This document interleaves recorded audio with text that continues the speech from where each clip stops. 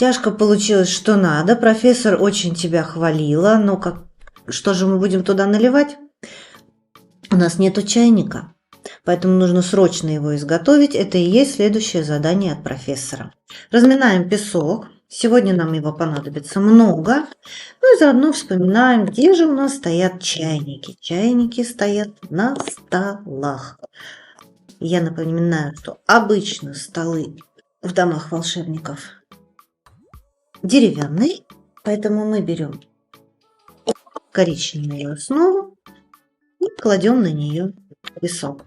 Чайник у нас будет большой, нам понадобится вся наша поверхность. Если ты хочешь, можешь повернуть песочницу. Вопрос только в том, у нас будет чайник высокий или толстый. Если ты поставишь песочницу вот таким образом, он будет высокий. Если ты поставишь песочницу вот таким образом, он будет широкий. Я поставлю песочницу вот таким образом. У меня будет чайник широкий. Из чего у нас состоит чайник? Чайник у нас состоит непосредственно из того объема, в который заливают воду. Для него останется весь остальной песок, а вот для деталей нам надо сделать заготовки. У нас должна быть ручка, для нее мы скатываем жгутик, откладываем. У нас должен быть носик, скатываем жгутик.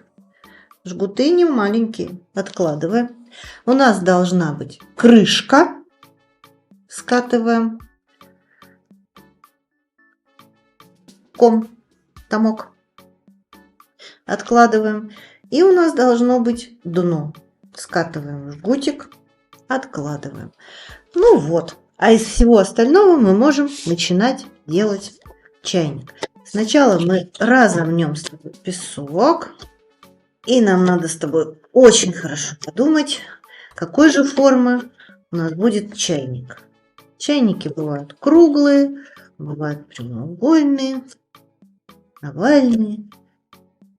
Вот у меня, судя по всему, чайник получится все-таки больше квадратный. Сейчас я тебе покажу, как можно его сделать при помощи трафарета. Я разминаю песок, как-то вот так, не особо сильно.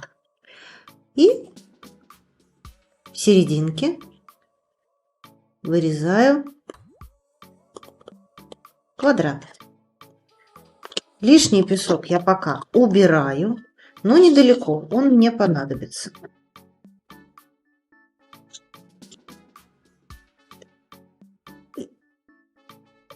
Вот у меня есть квадрат. Я его сейчас подровняю до квадратью. И для того, чтобы создать основу для чайника, я буду из середины его вот так раздавливать в разные стороны. Смотри, у меня уже какой большой чайник получился.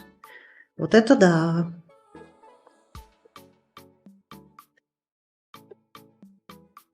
Я раздавлю прям до тонкой тряпочки. Мне это не важно. Мне нужно, чтобы у меня была основа под чайник.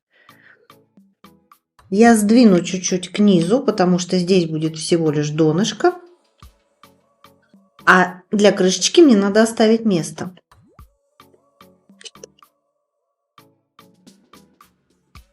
Я более-менее придам форму. Но он же только на словах у меня квадратный. Так-то к низу он должен скругляться. Кверху должен тоже скругляться. И вот у нас уже из квадрата получилась какая-то другая форма. Больше похожая на форму чайника. А теперь мы будем придавать объем. То есть добавлять песка. Самая объемная часть у нас будет с тобой вот здесь. Мы об этом помним. Это самая серединка. Берем песок, который мы уже успели отложить. Разминаем его хорошенько. Он должен быть теплым и послушным. И начинаем распределять, придавая объем нашему пузатому чайничку. Не забывай отмечать место серединки, которое должно быть самым высоким. Его можно легко потерять. Каждый раз бери песочек, разминай. И самую большую часть отправляй в серединку. А по краям аккуратно распределяй самые тоненькие кусочки. Вот у нас постепенно чайник пузатеет.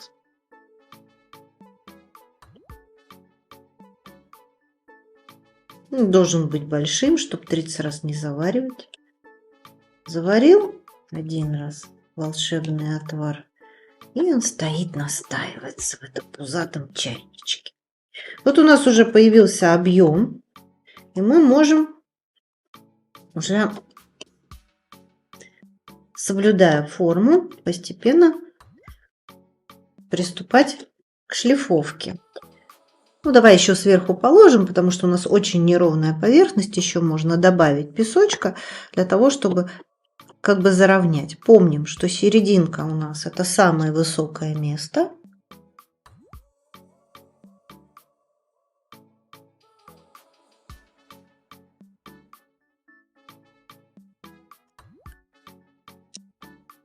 Придерживай форму одной рукой, которой тебе удобно, а другой разглаживай песок.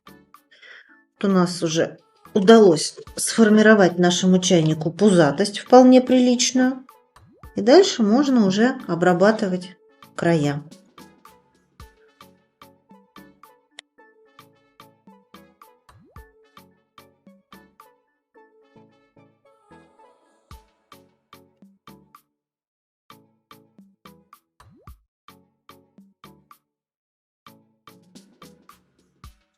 У нас остался нижний край, и в принципе мы будем уже приступать к шлифовке. Сначала, как обычно, чудо-скалочкой, а потом будем свои ошибки руками исправлять. Но прежде чем приступим к шлифовке, давай отрежем все вот эти вот края, которые такие непонятные какие-то, они торчат в разные стороны, неаккуратно получается. И посмотрим, у нас чайник-то одинаковый получился, что справа, что слева, или у нас есть какие-то непохожести. Потихонечку выравнивай, чтобы было все одинаково. То, что не одинаково вот здесь вот сверху, мы с тобой крышкой закроем, а снизу, там где дно, так лихо закрыть не получится. Берем чудо-скалочку и начинаем шлифовать. В этот раз для того, чтобы придать объем и форму почти идеальную, на скалочку можно давить. Вот видишь, я давлю, и у меня получается правильную пузатость чайнику сформировать. Чтобы у нас самое высокое место, самое объемное, было там, где мы и наметили. Если неудобно работать, можно чайник повернуть, вернее заготовку для него, и продолжить шлифовку. Главное, чтобы помнить, где низ, а где верх. Они все-таки не одинаковые. Возвращаем чайник на место, проверяем форму, все ли у нас в порядке. Ну вот и все, можно работать. Давай для начала сделаем крышку, чтобы больше к ней не возвращаться. Она у нас сверху, вот для нее заготовка. Вполне заготовка нам подходит. Мы ее раздавливаем по форме чайника снизу. Да? Нам само тело чайника в этом помогает. И придаем крышке крышечную форму. Для того, чтобы ей придать крышечную форму, я ее немножко уменьшу. Мне кажется, она высоковата для данного чайника.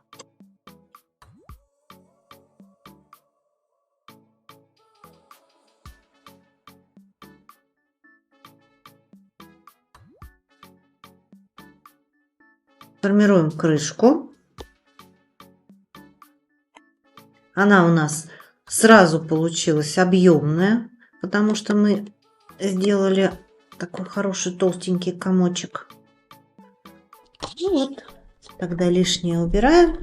Крышечку тоже можно отшлифовать, чтобы она была ровненькая. Шлифую аккуратно, она уже приставлена к чайнику, поэтому, чтобы нам не изменить форму самого чайника, над которым мы так долго работали, и не испортить наше изделие. Здесь я немножко зашлифую. Ну что ж, надо сделать донышко. Мы берем для него заготовку и прикладываем снизу к чайнику. Лишнее обрезаем.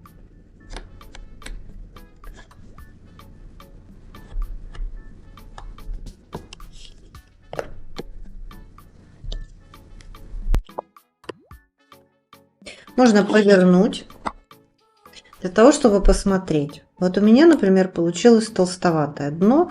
Я прям ровно посередине. Лишнее уберу.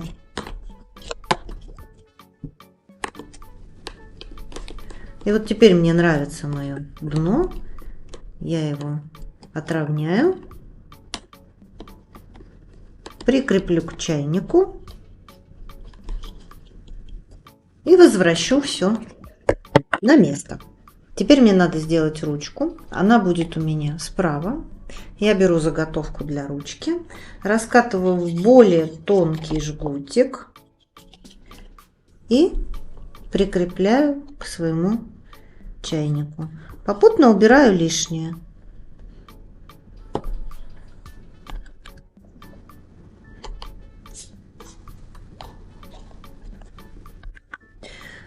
Ну вот, теперь чайник можно даже брать. Но сколько бы мы его ни брали, если мы не сделаем носик, он нам ничего не нальет. Поэтому убираем лишнее. Чуть-чуть сдвигаем чайник. Вот здесь у нас будет носик. Берем наш жгутик. Он у нас вот такой формы. Здесь потолще, тут поуже. Это как раз то, что нас устраивает. Прикрепляем к чайнику. И придаем форму. Теперь нам нужно еще немножко над ним поработать. Раздавливаем. И сейчас будем обрезать лишнее. Ну, во-первых, вот это мне точно лишнее. Во-вторых, я хочу, чтобы это было вот так. Не бойся ошибаться, потому что даже если ты что-то сделаешь неправильно, это потом всегда можно исправить. Пока профессор не увидела, мы все можем исправлять по своему усмотрению.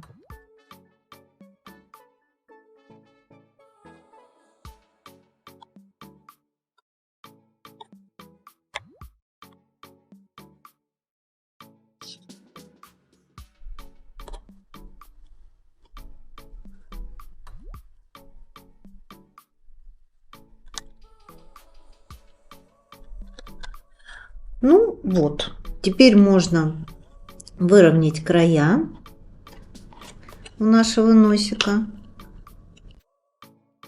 отрезать лишнее.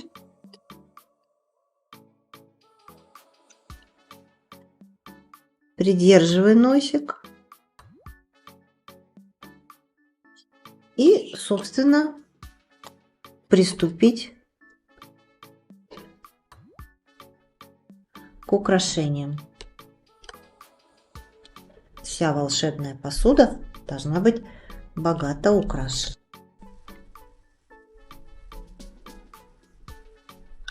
В самом центре, который у нас самый выпуклый, кладем наше украшение, начинаем из этого самого центра.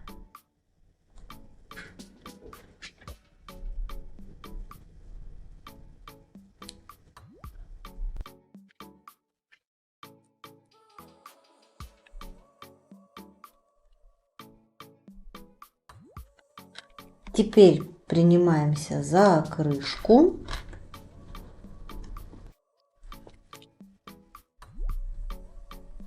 Здесь тоже идем из центра и помним, как украшаем право, лево, чтобы было все одинаково.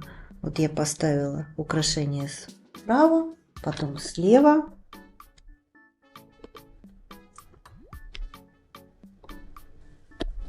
Угу. Обязательно делаем на крышечке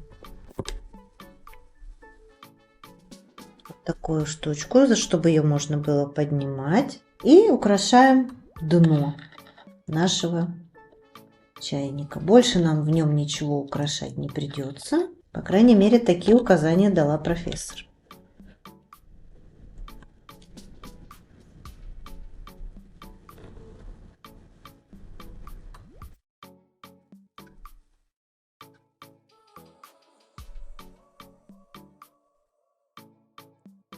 Ну вот, наш волшебный чайник готов.